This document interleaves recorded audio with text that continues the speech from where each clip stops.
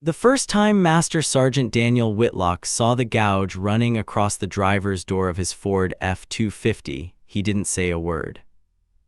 He just stood there in his driveway in the soft orange light of a Tuesday evening in August, holding 2 paper bags of groceries and looking at 4 feet of fresh metal where the navy blue paint used to be.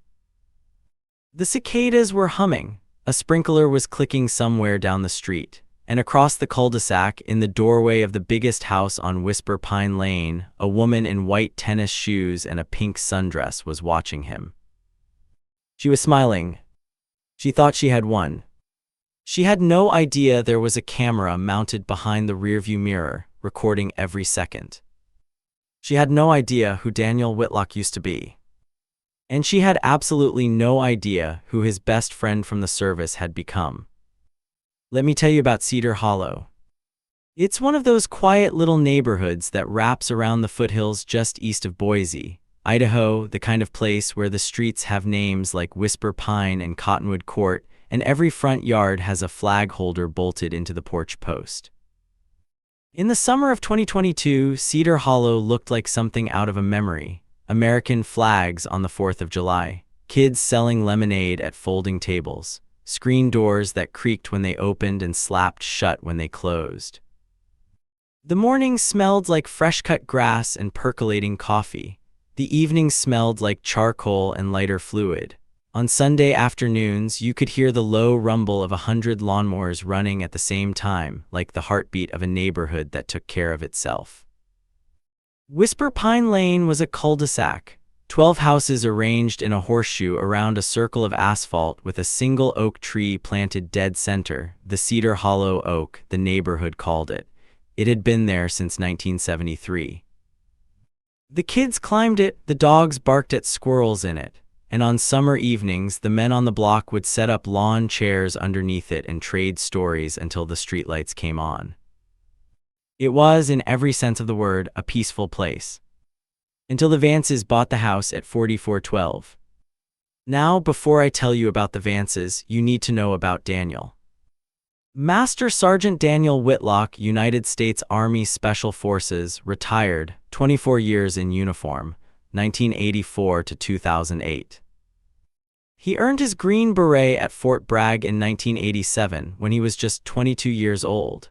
5'10", 160 pounds of pure stubborn farm boy from eastern Montana who refused to ring the bell.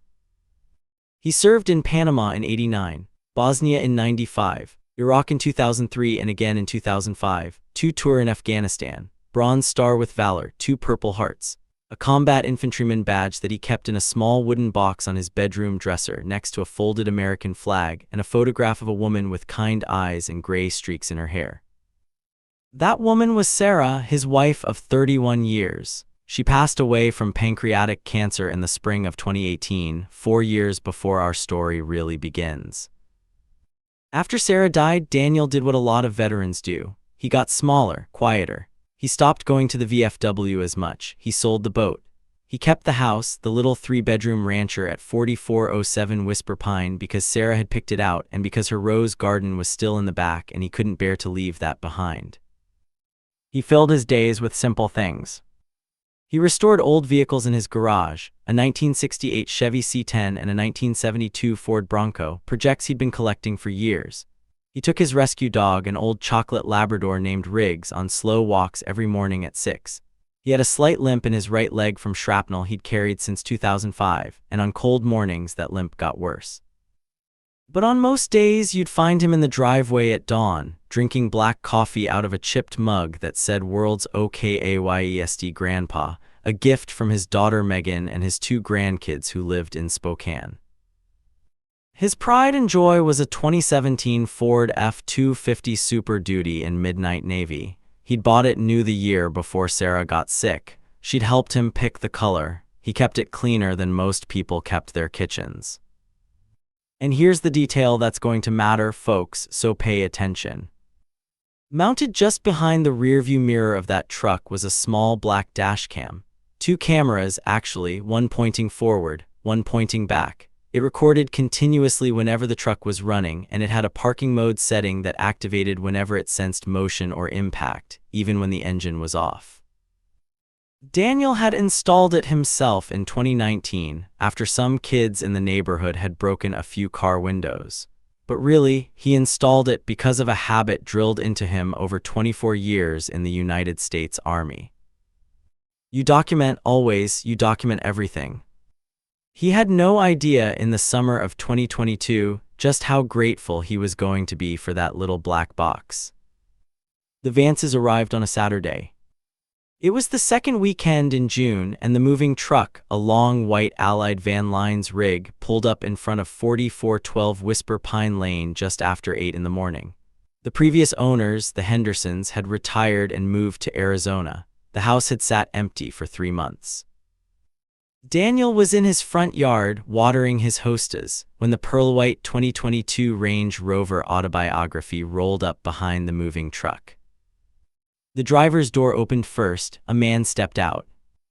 Marcus Vance was 58 years old, tall, tan, with the kind of dyed too dark hair that fooled exactly nobody.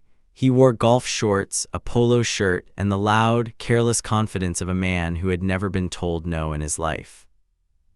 Marcus was a real estate developer, at least that's what the website said.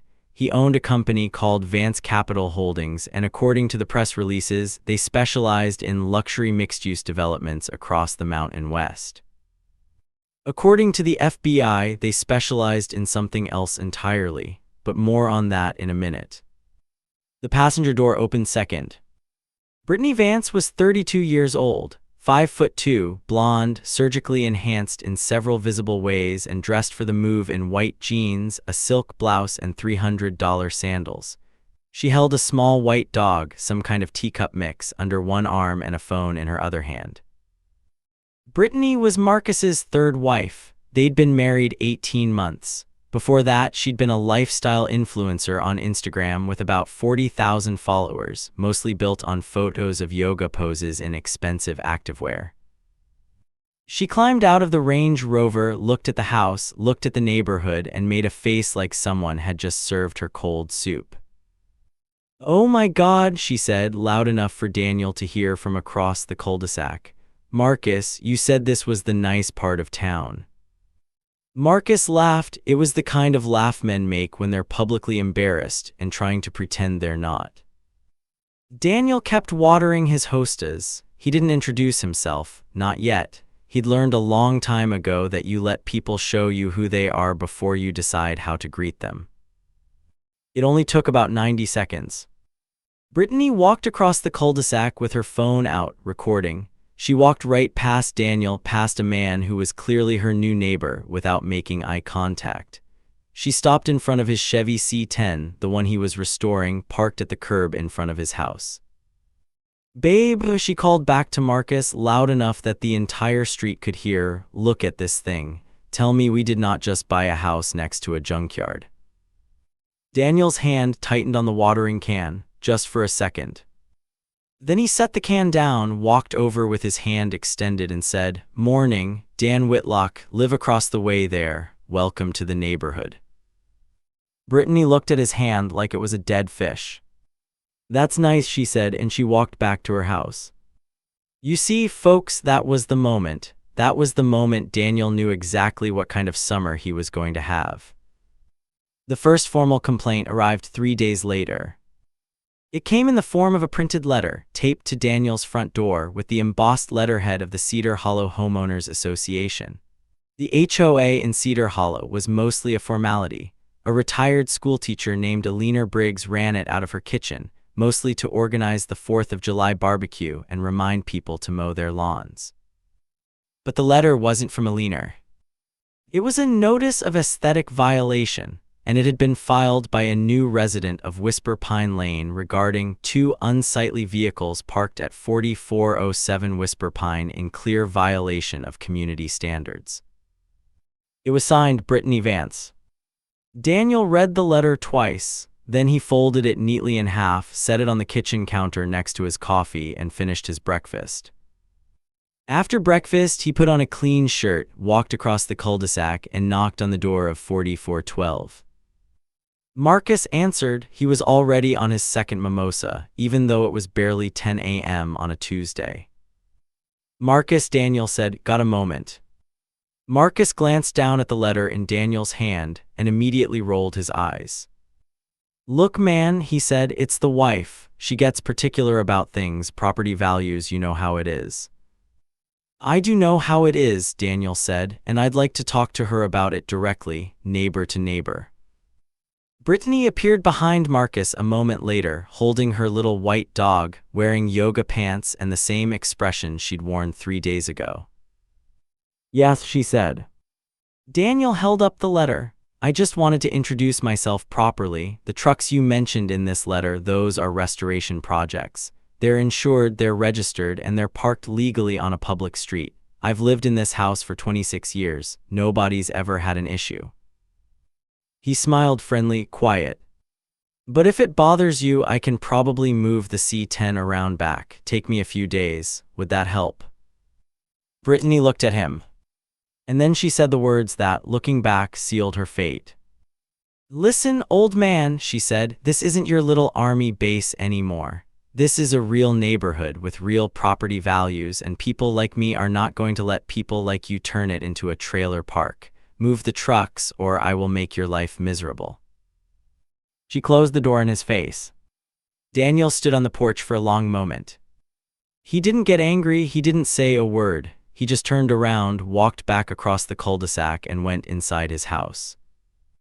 Direct hit. Now let me pause here for a second and ask you something, because I know some of you have lived this exact scene. Have you ever tried to be reasonable with someone who has absolutely no interest in being reasonable? Someone who looks at your kindness like it's weakness and your patience like it's permission? Drop a comment down below and tell me about it, because I promise you, Daniel Whitlock is about to teach all of us a lesson in how a quiet man handles people like that. The next 8 weeks were a slow, grinding war.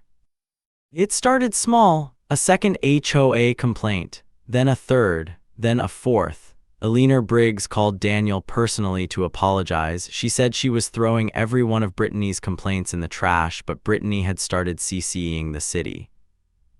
Then came the parking. Brittany began parking her Range Rover halfway across Daniel's driveway. Not all the way, just enough that he couldn't pull the F-250 out without putting 2 wheels on the lawn. She'd leave it there for hours. When he asked her to move it, she'd say, "It's a public street," and walk back inside. Then came the trash.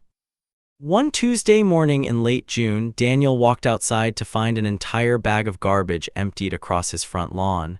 Coffee grounds, rotting produce, a used diaper. He didn't have any kids in the house. Neither did Brittany, but Marcus's grandson visited on weekends. Daniel cleaned it up without saying a word. He went inside. He took out his notebook, a black Moleskine he'd started keeping back in April, and he wrote down the date, the time, and a short description. July 2, 2022, 6:47 a.m. Garbage emptied across front lawn. Photos taken. Bag included a Williams-Sonoma receipt with the name B. Vance on it. That notebook had a lot of entries by the end of July. Direct hit. And let me ask you this, folks, when was the last time you wrote something down? Not a text, not a note on your phone, but actually wrote it down on paper, because you knew in your bones that someday it was going to matter? Tell me in the comments. Because that little black notebook is about to become the most important thing in this story. Then came the noise. Brittany started having wellness retreats in her backyard. They were really just brunches with her influencer friends, but they involved Bluetooth speakers and a lot of high-pitched laughter, often starting at 7 a.m. on Saturdays. The Cedar Hollow noise ordinance was 8 a.m. on weekends. Daniel called the non-emergency line 6 times. Each call was logged. Then came the dog. Riggs, that sweet old chocolate lab, started having to be let out the back door instead of the front, because every time he went near the front yard, Brittany would scream at him from her porch, claiming he was growling at her, even though Riggs, at 13 years old, had about as much aggression in him as a bag of marshmallows. One afternoon in mid-July, Daniel let Riggs into the front yard for about 2 minutes to do his business. Brittany came marching across the cul-de-sac with her little white dog under her arm and a phone in her hand. If that animal so much as looks at me again, she said, recording the whole thing, I am calling animal control and I am suing you for emotional distress. Do you understand me, old man? Daniel just nodded. He picked up Riggs's leash and walked the dog back inside. But here's what nobody knew at the time, folks. Every single one of those incidents, every HOA letter, every blocked driveway, every bag of garbage, every screaming match was being documented. Photos, videos, date-stamped notes in that little black book, time-stamped doorbell footage, and running silently in the background, mounted in the windshield of the F-250 every time Daniel pulled it out of the driveway. The dashcam. That little black box was watching everything. The breaking point came on a gray Tuesday morning in August. August 16, 2022, to be exact. Daniel had a doctor's appointment in town that morning, a routine checkup at the VA clinic on the north side of Boise. He pulled the F-250 out of the driveway at 8:47. He drove away. The dashcam, of course, kept recording, front and rear. He came home at 11:30. The first thing he noticed was the smell. It was the smell of crushed flowers, wet earth, snapped stems. He pulled into the driveway, killed the engine, and got out slowly. He walked around the side of the house, the limp in his right leg a little more pronounced than usual. And there, in the back corner of his yard, where Sarah's rose garden had stood for 14 years, it was destroyed. Every bush, every plant, every single one of the 22 heritage roses Sarah had planted with her own hands the year they bought the house. They had been ripped out, tossed in a pile, trampled, stomped on. In the middle of the dirt where her favorite Mr. Lincoln rosebush used to stand, the one she had named after her grandfather, there was a single deep boot print. Daniel stood there for a long time. He didn't move, he didn't speak, he didn't cry. He just looked. A neighbor across the back fence, an old retired plumber named Bill Hoffman, saw Daniel standing in the wreckage and walked over. Dan, he said quietly, saw her come over the back fence around 10, hopped right over with a pair of garden shears. I thought she was your friend or something. By the time I figured out what was happening, she was already done. I'm so sorry, brother, I called you. You didn't pick up. Daniel looked at his phone, 3 missed calls. He'd had it on silent at the doctor's.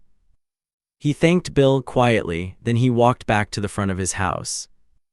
And there, on the driver's side door of his pristine, midnight navy 2017 Ford F-250, the truck Sarah had helped him pick out, was a fresh, deep gouge running 4 feet from the front fender to the rear handle. Brittany Vance was standing on her porch across the cul-de-sac, pink sundress, white tennis shoes, a small wine glass in her hand at 11:35 in the morning. She raised the glass to him. She actually raised the glass. Daniel stood very still. He looked at the truck. He looked at her. He looked at the dash cam mounted just behind the windshield, blinking its quiet little red light. Then he nodded once, just once. He walked into his house. He closed the door. Direct hit now if you think Daniel Whitlock is going to let this go. If you think a man who served 24 years in U.S. Army Special Forces, a man who lost his wife to cancer 4 years ago, a man who just watched his late wife's rose garden get destroyed by a 32-year-old woman who thinks the world owes her something. If you think that man is going to just absorb that, then friends, you've never met a man like Daniel Whitlock. Here's what nobody in Cedar Hollow knew. When Daniel Whitlock retired from the Army in 2008, he didn't leave the world of uniformed service entirely. For 5 years after retirement, he worked as a contracted consultant with the Department of Justice, specifically with the federal task forces that investigated white-collar fraud in the construction and real estate sectors. He wasn't a lawyer, he wasn't an agent. He was the guy they brought in because of his special operations background, the one they used to interview reluctant witnesses and verify physical evidence. He retired from that work in 2013. But he kept his contacts. And one of those contacts, his closest friend in the world, was a man named Raymond Ray Carrillo. Daniel and Ray had served together on the same Special Forces ODA in the early 1990s. They'd been through Bosnia together. They'd been each other's best men at their weddings.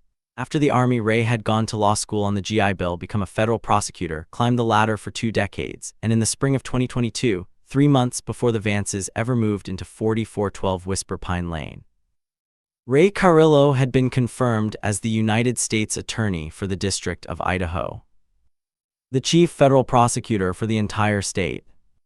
Now here's the second thing nobody knew. Marcus Vance, Brittany's husband, the real estate developer, the man with the Range Rover and the dyed hair, had been under federal investigation since 2020. Vance Capital Holdings had been involved in a multi-state pattern of mortgage fraud. They had been recruiting straw buyers, falsifying loan documents, pulling cash out of inflated property valuations, and laundering the proceeds through a shell company in Nevada. The U.S. Attorney's Office in Boise had a thick file on him. They had been building a case for almost 2 years. Brittany wasn't the primary target of that investigation, but her name was in the file because the Nevada shell company, the one used to launder the proceeds, was registered in her name. She had no idea Marcus had set it up under her name as a tax thing. He'd told her not to worry about it. She wasn't worried about it. She was worried about Daniel Whitlock's old trucks. That same afternoon, the afternoon Sarah's roses were destroyed and the F-250 was keyed, Daniel sat down at his kitchen table with a cup of black coffee, his black notebook, his cell phone, and the SD card from the Dashcam. He went through the Dashcam footage frame by frame. Front camera, nothing remarkable until about 10:12 a.m. when a figure in a pink sundress walked into frame, paused beside the F-250, looked around, pulled a key from her pocket and dragged it the entire length of the driver's side door. 41 seconds, crystal clear, daylight, no shadows, her face perfectly visible, looking directly into the camera at one point. The rear camera caught something even more interesting. As Brittany walked back toward her house, she pulled out her cell phone. And because the rear camera microphone was active, because Daniel had splurged on the model with audio pickup, every word she said was captured. "Marcus, it's done. Yeah, the truck and the garden. He'll get the message. Listen, also, I need you to move that money from the Henderson account into the Nevada LLC by Friday, okay? Like you did last time. I don't want to be holding it when the audit happens. Yeah, okay, love you, bye." Daniel listened to that recording 3 times. Then he picked up his cell phone and dialed a number he hadn't called in 18 months. "Ray," he said when the man on the other end picked up. "It's Danny. I need a favor, and I think you're going to want to hear what's on this SD card." It took 11 days. On the morning of August 27, 2022, a clear, blue Saturday with the temperature already climbing toward 90 by 8 a.m., 3 separate vehicles turned onto Whisper Pine Lane and pulled up in front of 4412. A black Chevy Suburban with federal plates, a white Ada County Sheriff's Office cruiser, and a dark sedan from the FBI's Salt Lake City field office. 6 men and 2 women got out. They wore polo shirts and khakis, they wore badges on lanyards, one of them carried a thick folder, another carried a pair of handcuffs. They knocked politely on the front door of 4412 Whisper Pine Lane. Marcus Vance answered in a navy bathrobe. He was holding a coffee mug. He had not yet shaved. The lead agent, a woman in her 40s with steel gray hair pulled back in a tight bun, held up her credentials and said, in a voice that carried clearly across the cul-de-sac, "Mr. Vance, I have a federal warrant for your arrest on 23 counts of wire fraud, mortgage fraud, and money laundering. I also have a warrant for the arrest of Mrs. Brittany Vance on 2 state charges, felony malicious injury to property and felony aggravated trespass, and 1 federal charge of conspiracy to commit money laundering. Please ask your wife to come outside and place her hands on her head." The coffee mug slipped out of Marcus's hand. It shattered on the doorstep. By 8:47 a.m., Marcus and Brittany Vance were both in handcuffs in the back of separate vehicles. Brittany was barefoot, in pajamas, her hair undone, screaming at the deputy that she wanted her lawyer and that her father was going to sue every single one of them. The deputy nodded politely and closed the door. By 9:15, a search team was inside the house, carting out boxes of records. By 10:00, a tow truck had hooked up the pearl-white Range Rover and was driving it away, seized as a proceed of fraud. And by 10:30, a process server in a brown suit walked across the cul-de-sac and rang the doorbell at 4407 Whisper Pine Lane. Daniel answered. He was in jeans and a clean white t-shirt. He was holding a cup of black coffee. "Mr. Whitlock," the server said, "I have a copy of the civil complaint we filed on your behalf this morning, just for your records." Daniel nodded and took the manila envelope. The lawsuit, filed in the District Court of the 4th Judicial District in Ada County, sought damages from Brittany and Marcus Vance personally and from Vance Capital Holdings in the total amount of $847,000. The breakdown was as follows. Replacement cost for the Heritage Rose Garden, including specialty cultivars and landscape restoration, $42,000. Repair and repaint of the 2017 Ford F-250 plus diminished value, $11,500. $8 months of documented harassment and intentional infliction of emotional distress, $250,000. Punitive damages requested, $500,000. Plus all legal fees, court costs, and a permanent injunction prohibiting the Vances from coming within 500 feet of Daniel Whitlock or his property for the rest of their lives. The complaint also included, as Exhibit A, a flash drive containing 41 minutes of high-definition dashcam footage and an audio file in which Brittany Vance, in her own voice, both confessed to vandalism and provided material evidence in an active federal money laundering investigation. Daniel set the envelope on the kitchen counter next to a folded American flag and a chipped coffee mug that said "World's OKAYESD Grandpa." He didn't read it, not right away. He didn't need to. He poured himself a fresh cup of coffee, walked outside, sat down on his porch swing, and watched the sun climb above the Cedar Hollow oak. Across the cul-de-sac, the federal agents were still loading boxes into the back of the Suburban.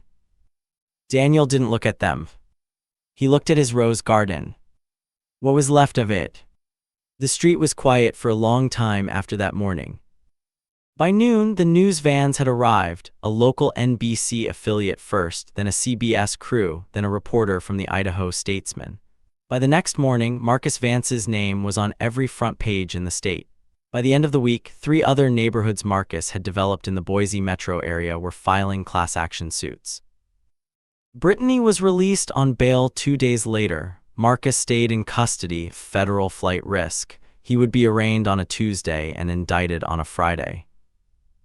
Brittany came home to 4412 Whisper Pine Lane. She didn't come outside much after that. The other neighbors came outside, though. They came outside in a way they hadn't all summer. The Hoffmans from across the back fence brought Daniel a casserole. The McAllister kids from 2 doors down made him a hand-drawn card. Eleanor Briggs from the HOA brought over a stack of every complaint Brittany had ever filed and dropped them ceremoniously into Daniel's recycling bin. 3 weeks later, a long white moving truck rolled back onto Whisper Pine Lane. Brittany Vance was wearing sunglasses and a baseball cap. She loaded a few boxes herself. She did not make eye contact with anyone. When she pulled out of the driveway in a silver rental car, no one waved. Daniel was on his porch with Riggs at his feet. He didn't watch her go. Direct hit. And let me ask you something one more time, folks. When was the last time you saw a moment of justice that quiet, not loud, not violent, just complete? Tell me about it in the comments. Because what comes next is the part that moves me the most every single time I tell this story. That was almost 4 years ago now. Marcus Vance was convicted in federal court in May of 2023. 23 counts of fraud, 3 counts of money laundering. He was sentenced to 14 years in federal prison. Vance Capital Holdings was dissolved. Every asset was seized. The pearl white Range Rover was sold at auction for $48,000 to a dentist in Twin Falls. Brittany Vance pleaded guilty in November of 2023 to felony malicious injury to property, felony trespass, and conspiracy. She served 18 months in the Pocatello Women's Correctional Center. She was released in May of 2025. The civil judgment of $847,000, every penny of it was awarded against her and Marcus jointly. They will be paying that debt with interest for the rest of their lives. The house at 4412 Whisper Pine Lane was sold in foreclosure in early 2024. A young family bought it, a high school history teacher named Caleb Reyes, his wife Maria, who's a labor and delivery nurse, and their two little boys, Tomas and Mateo, who are now 8 and 6. Caleb served 4 years in the Marines after high school. The first time he met Daniel, he saw the Special Forces tab framed on the wall in Daniel's living room. He just nodded and said, "Sir, it's an honor." Tomas and Mateo call Daniel Grandpa Dan. He teaches them how to use hand tools in his garage. Maria sends over plates of food on Sunday nights. Caleb helped Daniel finish restoring the 1972 Ford Bronco last spring. In April of 2024, Daniel and Caleb spent a weekend in the backyard on their hands and knees replanting Sarah's rose garden. 22 heritage roses, same varieties, same spots. The Mr. Lincoln rosebush, the one named for Sarah's grandfather, bloomed the very first summer. Daniel stood in the backyard the morning the first bloom opened. He held his coffee mug in both hands. His old chocolate lab Riggs had passed away by then, peacefully in his sleep. There was a new puppy at his feet, a yellow lab named Sergeant. He looked at that single red rose, glistening with morning dew. And for the first time in a very long time, Daniel Whitlock smiled. So friends, that's the story of Master Sergeant Daniel Whitlock and the trophy wife who keyed his truck. But before we go, let me leave you with something to carry with you.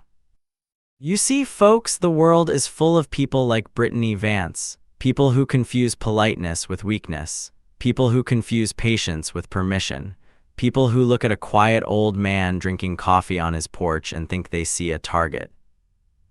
And the world is also full of people like Daniel Whitlock, people who don't shout, people who don't threaten, people who let you show them exactly who you are, and then, when the time is right, calmly, quietly, and completely lawfully hold up a mirror so you can see yourself.